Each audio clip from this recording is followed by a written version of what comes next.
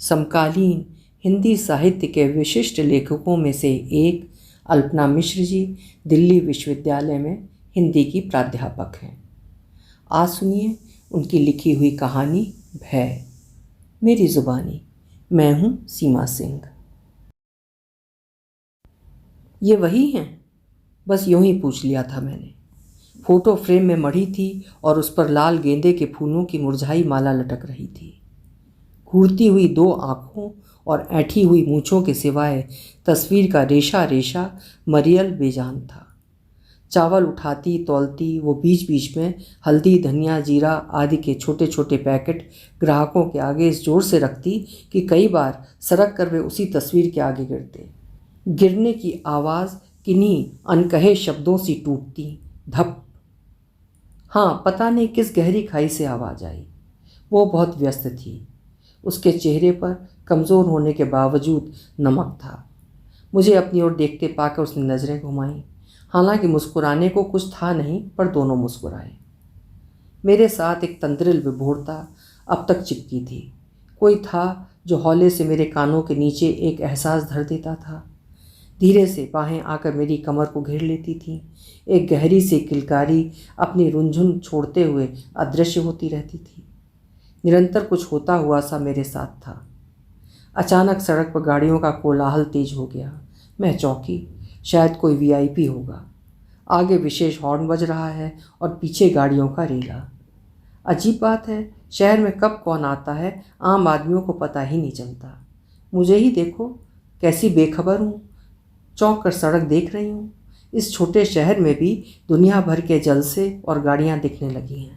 राजधानी बने अभी 6 महीने भी नहीं हुए और भीड़ ऐसी ठेलम ठेल चली आ रही है यहाँ कि जैसे किसी दूसरे शहर का ट्रांसप्लांटेशन इस शहर में हो रहा हो। इसके भीतर उगता हुआ एक नया शहर कैसे धीरे धीरे लोगों को अपनी गिरफ्त में लेता जा रहा है। लोग चौकन्ने नहीं थे, अब चौंकते हैं रोज़ाना विशेष हॉर्न सुन सुनकर। और यकीन मानिए कि लोग इस इत्मीनान में अब भी हैं कि देहरादून दिल्ली मुंबई जैसा नहीं बनेगा, पर होगा जनाब वैसा ही। आखिर मतलब क्या है? कल की न्यूज़ नहीं देखी? कोई कह रहा था। मेरे कान उधर ही लग गए। वही है, उसने नाम को बीच से ही गायब कर दिया। भला कौन होगा? क्या फ़र्क पड़ता है? फिर उसी गहरी खाई से ध्वनि गूंजी। बिल्कुल सही, क्या फ़र्क पड़ता है? बस कुछ लोगों को फ़र्क पड़ता है और उनमें हम नहीं आते। ठीक सामने बैंक की छोटी सी शाखा है। मैं उधर ही देखती हूँ। जब भी यहाँ राशन लेने आओ, भीड़ भाड़ के बीच बार बार नज़र बैंक की तरफ चली जाती है। इस बैंक में लोगों ने खाते नहीं खोले क्या? भीड़ की गहमा गहमी का जैसा संबंध पसीने और पैसे से है, वो इस बैंक में क्यों नहीं दिखता? हैरत है। पता नहीं मुझे हर बार क्यों लगता है कि जैसे कोई परिचित चेहरा इसी बैंक के दरवाजे से निकलेगा, हाथ हिलाते हुए मुस्कुराएगा। न जाने इस दुकान और सामने के बैंक से कौन सा स्नेह संबंध लगता है। पर नहीं, सारा गुणा भाग करके भी कोई परिचित याद नहीं आता इस बैंक में। बहन जी, थोड़ा रास्ता? हाँ हाँ, मैं अपने को टेढ़ा सा मोड़ कर जगह बनाती हूँ। जहाँ देखो लोग ठुसे पड़े हैं। कौन किसे पछाड़ कर आगे जाएगा और कितना आगे जाएगा, कुछ कहा नहीं जा सकता। संदेह, हर जगह संदेह। इस संदेह वाली बात पर मुझे कुछ याद आता है और मैं फिर से भरसक गर्दन मोड़कर अपनी कमर के पीछे का कुर्ता देख रही हूँ। कुछ लगा तो नहीं? अजीब लग रहा है, लोग देख रहे होंगे। क्या मैं दीदी की तरह होती जा रही हूँ? सिहर गई मैं। खून अभी कैसे लग सकता है? इस वक्त में खून कहाँ आता है? फिर भी तसल्ली कर लेनी चाहिए। दीदी भी डायरी में लिख लिख कर तसल्ली करती रहती थी। मैं उस अदृश्य डायरी के अदृश्य पन्नों पर उंगली चला रही हूँ। कुछ पंक्तियाँ स्पष्ट हैं, कुछ हल्की से स्पष्ट चमकती हैं। दीदी, कहाँ मिला तुम्हें बालजाक? ये कहता हुआ। उससे नौकरानी जैसा व्यवहार करो, पर उसे समझा कर रखो कि वो महारानी है। दीदी पहले की तरह ही मुड़ मुड़ कर अपनी कमर के नीचे पीछे की तरफ की पूरी साड़ी देखती है। फिर साड़ी के नीचे का किनारा उठाकर आंखें गड़ा गड़ा कर देख रही हैं। फिर सिर उठाती हैं जैसे कह रही हूँ नहीं लगा। क्षण भर को एक तसल्ली उभरती है वहाँ। क्या उम्र रही होगी मेरी तब? याद नहीं। या शायद औरत की कोई उम्र नहीं होती। उम्र तो अनुभवों की होती है। उसी के अनुपात में वो परिपक्व होती है। सचमुच परिपक्व ही? ये आपका। इससे पहले कि मैं पूरा इत्मीनान करती, उसने सामान का थैला मेरे हाथों में पकड़ा दिया। मुझ में एक अजीब सी घबराहट थी। वो रह गया। सामान देखते ही देखते मैंने पापड़ के पैकेट की ओर इशारा किया। आप कुछ भी नहीं भूलती? मुझे लगा जैसे वो कह रही है समय के साथ भूलना चाहिए। क्या उत्तर दूं? भूलना आसान है क्या? राशन का थैला पकड़े मैं दुकान से बाहर आई। दुकान की सीढ़ियों के नीचे हरे रंग का पुराना बजाज स्कूटर खड़ा था। मैंने धीरे से उसके हरेपन को छुआ। ऐसे समय में हरा रंग लुभावना लगता है शायद। मन ही मन कुछ अलग सी अनुभूति हुई। डिक्की में सामान सहेजा, कुछ पाँव के पास की जगह में रखा। किक मारने के लिए पैर उठाया कि तभी ख्याल आया, स्टार्ट करने से बल पड़ सकता है। अरे कुछ नहीं होगा, ये तो आते वक्त भी सोचा था। फिर अभी कितने दिन ही चढ़े हैं। किक मारी पर स्कूटर घर घूं करके रह गया। स्टार्ट हुआ पर खिसका नहीं। ओह पंक्चर, इन्हें भी यहीं पंक्चर होना था। स्कूटर खरीदते वक्त शायद ही दुनिया की किसी स्त्री को ख्याल आया हो कि स्कूटर ऐसे आड़े वक्त में पंचर हो जाए तो ठेल कर कौन ले जाएगा। अपने आप पर खींच आई। जैसे तैसे स्कूटर के दोनों हैंडल पकड़कर आगे बढ़ाने की कोशिश की, पर शरीर की ताकत जैसे सिकुड़ कर तलवे में बैठ गई हो। कहीं ज़्यादा जोर देने पर हो सकता है कि सड़क पर खड़े खड़े मुझे कुछ हो गया तो। इस कल्पना ने मुझे पसीने पसीने कर दिया। मैं दौड़कर बगल की दुकान में बैठे आदमी के पास गई। कोई हो तो पंक्चर की दुकान तक। आदमी होगा तभी तो जाएगा मैडम। बूढ़ा हंसा। क्या करें, सड़क पर आते जाते लोग क्या देख नहीं रहे कि एक औरत पंक्चर स्कूटर के साथ परेशान है। आज अपने स्कूटर पर स्टेपनी का ना होना बेहद खल रहा है। स्टेपनी होती तो कम से कम खुद ही बदलने की कोशिश करती। बैंक के सामने दो आदमी खड़े गप्पे मार रहे हैं, पर उनकी निगाह इधर है, मेरी तरफ। वे इंतज़ार में है शायद कि अभी मैं उन्हीं की तरफ आऊँगी। क्या उनसे कहना ठीक होगा? मैं सोचती हूँ इससे तो बेहतर होगा कि स्कूटर यहीं छोड़कर पंक्चर की दुकान तक जाऊँ और वहाँ से पैसे देकर किसी लड़के को ले आऊँ। पैसा? मैंने पर्स खोलकर देखा, तभी एक ठंडा हाथ मेरे हाथ से टकराया। परेशान होने की ज़रूरत नहीं है बहन जी, मैं ज़रा बच्चे को दुकान पर बैठा कर आई। ये तो वही थी जनरल स्टोर वाली। क्या कहूँ उससे कि ऐसे जाने कितने वक्तों में खुद मैंने स्कूटर ठेल कर दुकान तक पहुँचाया है, पर आज जाने अपना ही शरीर साथ छोड़ रहा है। स्कूटर ठेल कर कहीं मैं अपने शरीर के साथ कोई खिलवाड़ ना कर बैठूँ। वो अर्थपूर्ण नज़रों से देखते हुए बोली, लोग तो स्कूटर पर बैठने से डरते हैं। फिर रुक कर उसने आगे कहा, लाई ही क्यों? मैं शर्मिंदा हुई। मेरी हिम्मत कहाँ सूखती जा रही है। कुछ पहले की विभोरता कहाँ गायब हो गई है। घर आते ही सबसे पहले स्लेटी डायरी निकाली। हालांकि तुरंत पढ़ना चाहती थी, कम से कम बाल्जाक वाले पृष्ठ को तो तुरंत देखना चाहती थी, पर नहीं हो सका। डायरी बाहों के बगल में दबाए दबाए गैस पर चाय चढ़ाई, फिर बगल की खूंटी पर डायरी को टिकाकर मुंह धोया पोछा, फिर डायरी उतारकर बगल में दबाई और चाय गिलास में लेकर उसी अपनी पुरानी कुर्सी पर बैठ गई। इस कुर्सी पर मैं होती हूँ या मेरा अकेलापन, दोनों साथ होते हैं तो ये डायरी चली आती है बीच में। जाने कैसे कैसे अपने इस अकेलेपन को साथ लिए एक छोटी सी नौकरी करने चली आई थी शहर में। जाने कब और कैसे। इतनी आपाधापी, लड़ाई और झगड़े के बीच भी इस डायरी को समेटा था कपड़ों के भीतर। यही एकमात्र पूंजी थी जो दीदी छोड़ गई थी अपने पीछे और जिसे मैंने संभाला था। इसे पढ़ना किसी अतीत से गुजरने जैसा नहीं था मेरे लिए।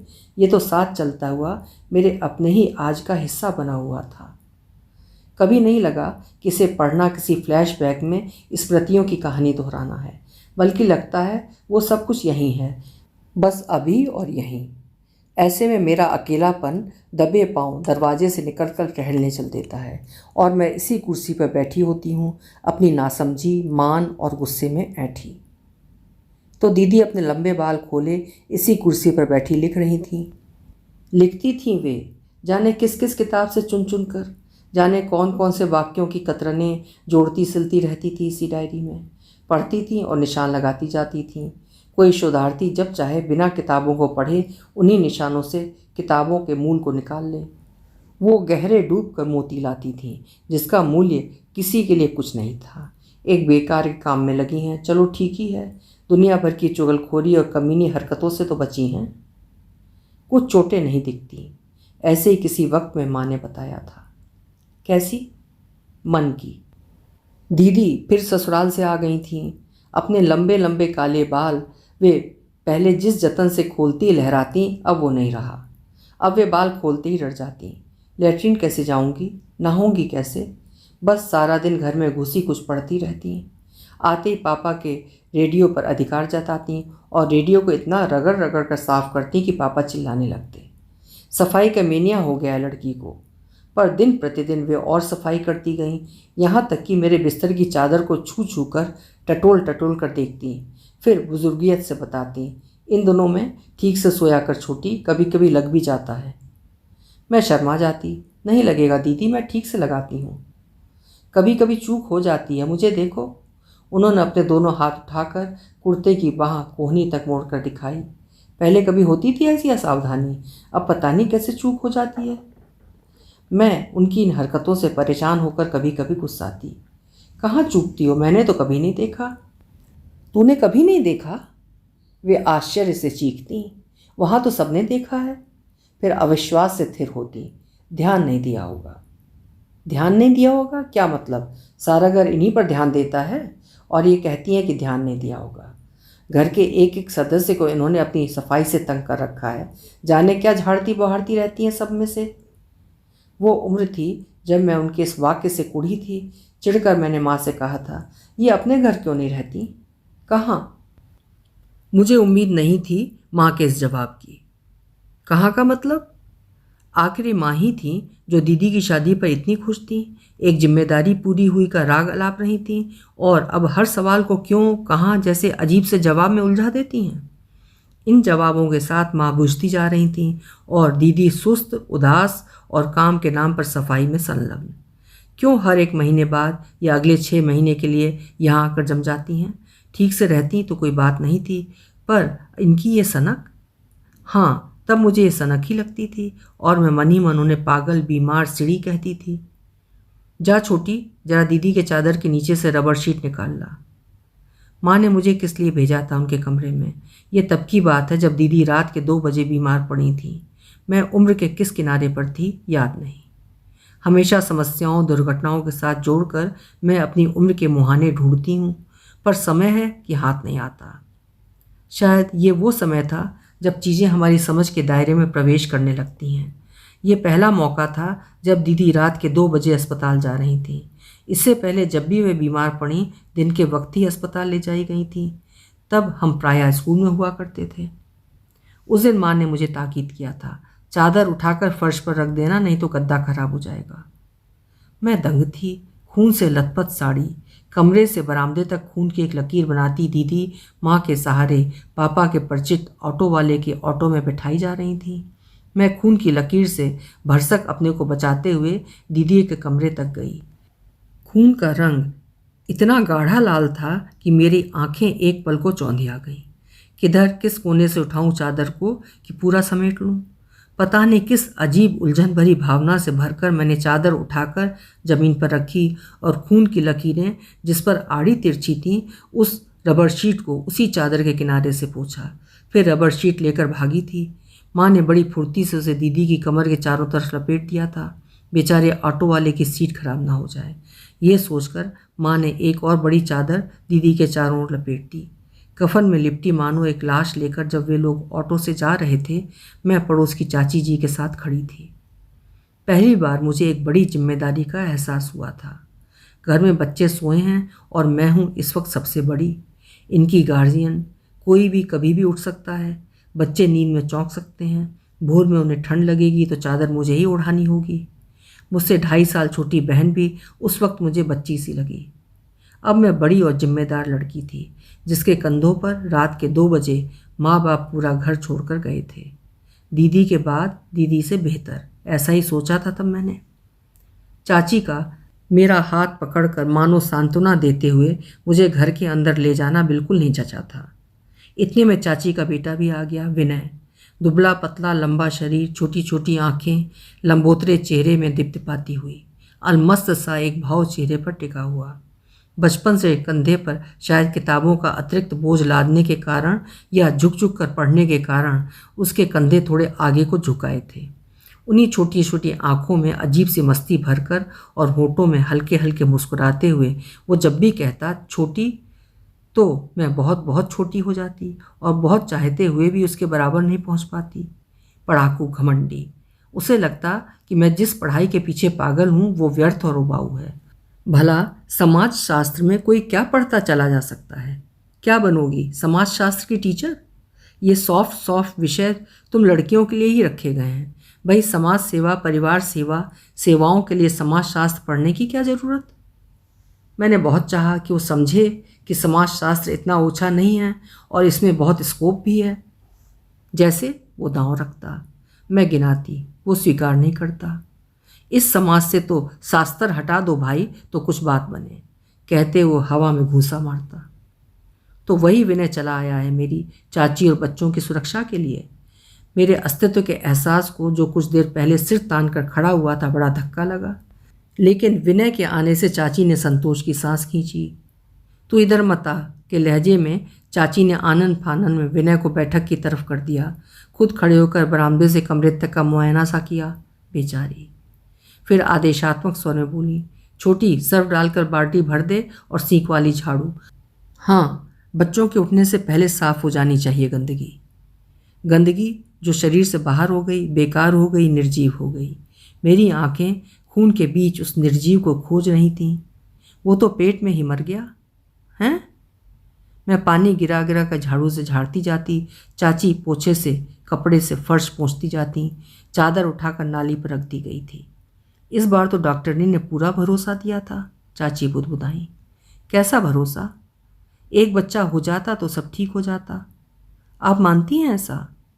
चाची खामोश रह गई। हम दोनों झाड़ू पोछा करके नाली पर चादर धोने बैठे। चाची पानी गिराती जाती और मैं उसी झाड़ू को खून के ऊपर रगड़ रगड़ कर छुड़ाती जाती। क्या पता, फिर अजीब ढंग से बड़बड़ाई चाची, खून के दाग छूटे हैं कहीं? कहाँ छूटे, चादर खराब हो गई। ठीक यही कहा था मैंने, या कि केवल महसूस किया था। जो खराब हो गया था छूट नहीं रहा था। मेरे हाथों में जैसे कुछ लाल लाल चिप चिप करता सा जम गया था। घड़ी में 5 की टिक टिक हो रही थी। मैं असमंजस में थी। क्या चाची को चाय के लिए पूछना चाहिए? हम दोनों पैर सिकोड़कर खटिया पर पीठ दीवार से टिकाए बैठे थे। चाची आंख बंद किए कुछ सोच रही थी। मैं आंखें बंद करती कि भय गिरने लगता। दीदी, क्या हो रहा होगा वहाँ? अचानक चाची बोल उठी। 5 बज गए, चाय चढ़ा छूटी। मैं तब तक घर से आई। चाची के निकलते ही उठकर दरवाज़ा बंद किया मैंने। पाँव जम गए थे, धीरे धीरे उठ रहे थे।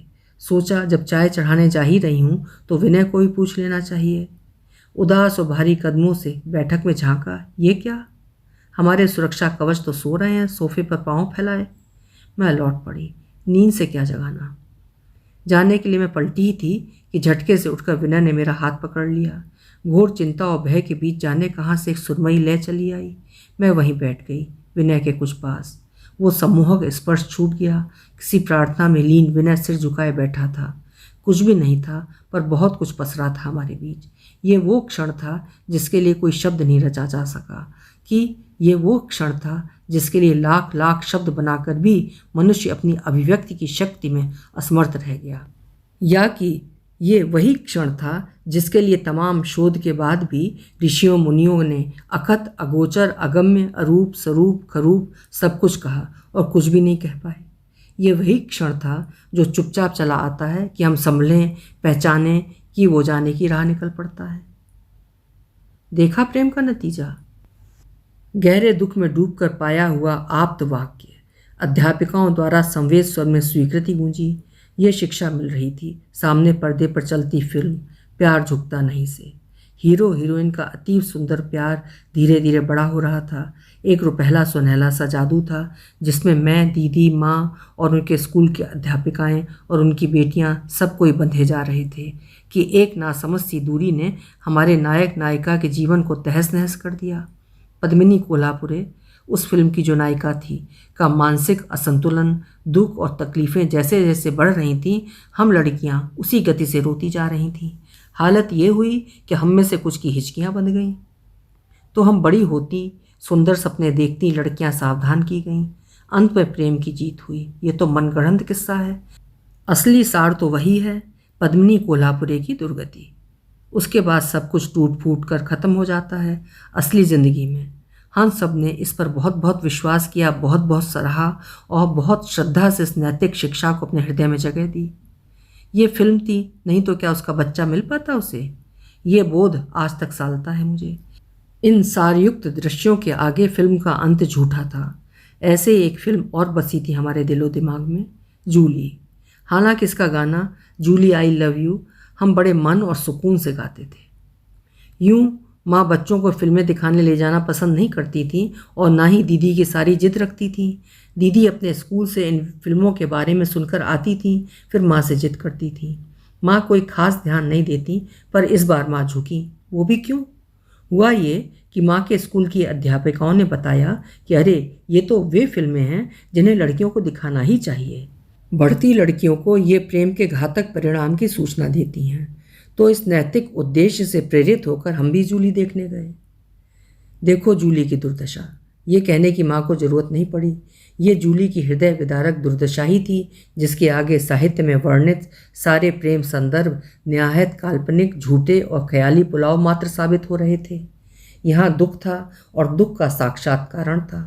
तो माँ से कहे बिना इस फिल्म में छिपी नैतिक शिक्षा को हमने खुद ही ग्रहण कर लिया और माँ के पूछने के पहले ही बताया, छी, ये लड़कियाँ प्रेम में पड़ती ही क्यों हैं? माँ के चेहरे पर एक क्षण के लिए प्रसन्नता दौड़ी, फिर वे चिंता में घिरी। यही तो नहीं समझती आजकल की लड़कियाँ। अरे वो तो गनीमत समझो कि फिल्म में प्रेम जैसा कुछ दिखाया भी गया है। असली हालत तो ये है कि अच्छी पढ़ी लिखी लड़कियों को प्रेम के नाम पर फुसलाकर दिल्ली बम्बई पहुंचा दिया जाता है। बेचारी भोली भाली लड़कियां। माँ ने उन अज्ञात लड़कियों को याद किया। यहाँ अपने उपयुक्त भाषण में माँ ने पढ़ी लिखी लड़कियों पर विशेष बल दिया था। इसके बाद दिल्ली और बम्बई पर विशेष बल दिया था। उस वक्त तक दिल्ली और बम्बई हमारे लिए जगमगाते हुए ऐसे महानगर थे जिनमें यदि गलती से कभी हम चले जाएं तो निस्संदेह रास्ता भूल जाएंगे। और हम पढ़े लिखे थे, अर्थात कि अपने को पढ़ी लिखी लड़कियां वाली कोठी में मानते थे। सो हम बहुत भयभीत हुए। कभी रोती हुई जूली हमारे सपनों में आती तो कभी पढ़ी लिखी तमाम लड़कियां आती जाती अपनी बेवकूफ़ियों पर पश्चाताप करती बिलखती। कभी चमकता हुआ महानगर आता जिसकी अनंत गलियों चौराहों में हम भटक रहे होते। हम कभी खुद इतने बदसूरत और रोते हुए अपने ही सपनों में आते कि अपने आप से डर जाते कि कहीं हमारे ही भीतर प्रेम का वो राक्षस तो छिपा नहीं बैठा है। तो निष्कर्ष यूँ निकला कि अच्छी लड़कियों, प्रेम से बचो। प्रेम एक छिछली भावुकता है जो भविष्य में दुर्गति का कारण बनेगी। कोई सहारा नहीं देगा लड़कियों, इसलिए पढ़ो लिखो और अपने भीतर के सहज आकर्षण को दबा डालो। लड़कियों, ध्यान से सुनो। गौतम बुद्ध ने कहा है, दुख है तो उसका कारण है तो निवारण भी है, और मध्यमा प्रतिपदा अर्थात मध्यम मार्ग। बस चुपचाप इस मध्यम मार्ग पर चलो। जब तक माँ बाप कहें पढ़ो, जब पढ़ाई बंद करने को कहें बंद करो, जिसके साथ कहें उसी के साथ जाओ, जिससे प्रेम करने को कहें उसी से प्रेम करो। ऐसा करने से तुम्हारे द्वारा किए गए प्रेम की जिम्मेदारी उनकी होगी, और इस प्रेम में यदि कांटे चुभेंगे तो इसका प्रायश्चित भी वही करेंगे, यानी तुम्हारे माँ बाप। पर प्रदर्शन मत करो लड़कियों। प्रेम प्रदर्शन की चीज़ नहीं है, मन की चीज़ है। मन की बात सुनो लड़कियों, ये दुख है। कभी जूली आ रही है, कभी गौतम बुद्ध, कभी पद्मिनी कोल्हापुरे की रोती हुई आंखें। सब चिल्ला रहे हैं, लड़की तू भूल रही है, इतनी जल्दी भूल गई तू? यही है वो क्षण जिससे बचना है। ये नशा है, इसका अनुभव मत कर, बर्बाद हो जाएगी लड़की तू। बर्बाद? मैंने सिर पीछे सोफे पर टिका लिया, जैसे सिर के पीछे कोई हथौड़ा चल रहा हो। विनय ने मुड़कर मेरी तरफ देखा। मैंने आंखें बंद कर लीं। क्या विनय को समझा सकती हूँ वो सब कुछ, और ये सब कुछ जो अभी भी डरा रहा है मुझे, जो वर्षों से डराता रहा है? विनय ने बहुत आहिस्ते से, बहुत कोमलता से अपनी एक उंगली मेरे होठों पर रखी और तुरंत हटा ली। मेरी धड़कनों के साथ हृदय पर मनोबोझ बढ़ता जा रहा था। ये प्रेम मुझसे सहन नहीं हो रहा था। दहशत भर रहा था मेरे भीतर। इस प्रेम को बहुत बहुत चाहते हुए भी मैं कैसे इससे भागूं? हाय, अब क्या होगा मेरा? हे प्रभु, मैंने जानबूझकर अपने आप को इस कुचक्र में फंसा दिया। अनंत बेचैनियों में कांपती मैं उठ गई।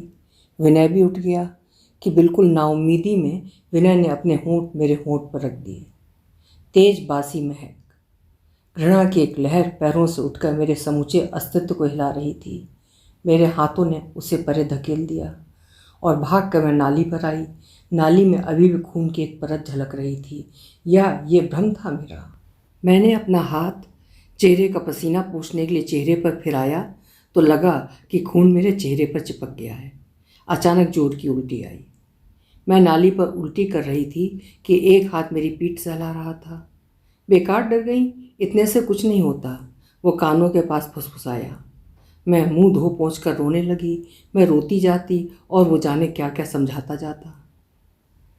अनचाहे सेक्स को झेलने वाली औरतें ज़्यादा उल्टियाँ करती हैं, मानो वे अपने मुंह के रास्ते अपने गर्भ को पलट कर रख देना चाहती हूँ।